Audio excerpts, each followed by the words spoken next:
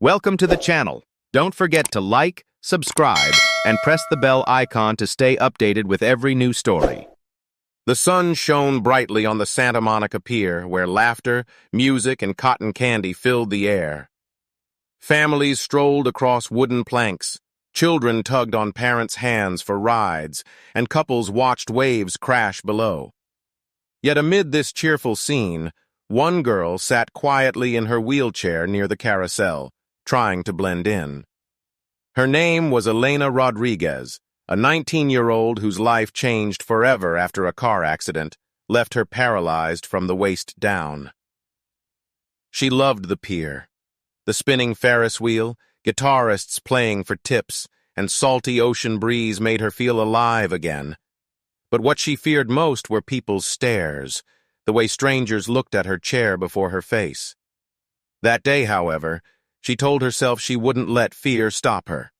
She was going to roll along the pier, buy lemonade, and enjoy the world like everyone else. She wanted to feel normal again. 3 young men noticed her from across the boardwalk. They were loud, swaggering, clearly trying to draw attention. One wore a floral shirt with chest puffed out, tattoos creeping down his arms. The other 2 wore faded denim vests. When their eyes landed on Elena, their grins grew sharper. They approached slowly, like predators circling prey.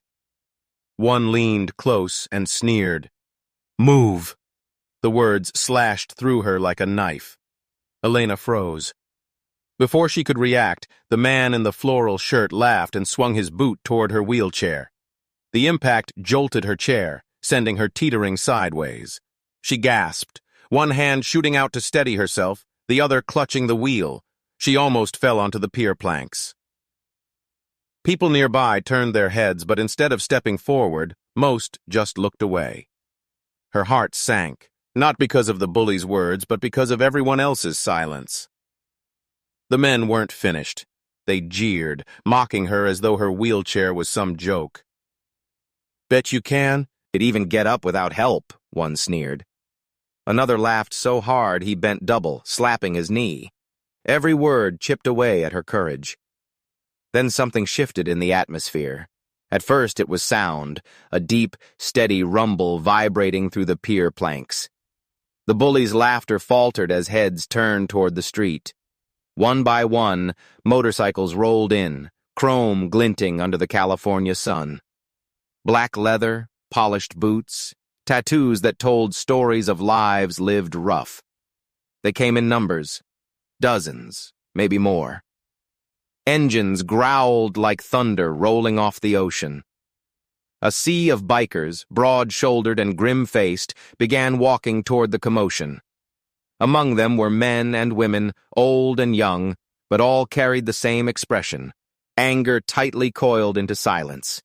The bullies, once so loud, suddenly grew pale. The man in the floral shirt dropped his mocking grin, eyes darting left and right, searching for escape, but the bikers closed distance too quickly. The leader, a towering man with silver beard and calm but furious eyes, stepped forward until he was just feet from the bullies. Without a word, he folded his arms, his glare sharp enough to cut bone. Behind him, the rest fanned out, forming an unbreakable barrier around Elena. The bullies shuffled backward, suddenly small, their bravado evaporating. No one laid a hand on them, but the message was clear. You will not touch her again. Elena could feel her pulse racing. For the first time since the accident, she didn't feel small or pitied or weak. She felt protected, important. She felt seen. The bikers didn't raise their voices. They didn't need to. Their presence alone shifted the balance of power. The pier, once filled with cruel laughter, now buzzed with awe. The bullies, realizing they had become villains of their own show, stumbled away, shoulders hunched, muttering curses. Then the most incredible thing happened. The leader turned to Elena, his stern expression softening. He crouched so he could meet her eyes at her level. "You're safe now," he said gently. His voice was low, gravelly, yet filled with kindness. Elena's eyes welled with tears she had tried so hard to hold back. She nodded, unable to speak. Around her, the bikers smiled and gave thumbs up, some resting hands on her chair in quiet solidarity. They didn't see her as broken. They didn't see her as a burden. They saw her as someone worth standing up for. The moment stretched into something timeless. The Ferris wheel spun lazily in the background. The ocean breeze carried salty air.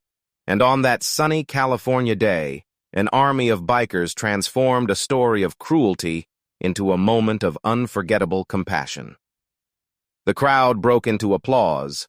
Children clapped, parents smiled with relief, and strangers approached to pat Elena's shoulder, but none of it compared to the warmth she felt knowing that for once, the world had answered cruelty with courage. In days that followed, Elena's story spread beyond the pier. Videos uploaded online captured the moment when bikers surrounded her, and it became a viral symbol of protection and kindness. People across the world shared their own stories, of times when someone had stood up for them. The story became more than hers. It became a reminder of what humanity could look like at its best.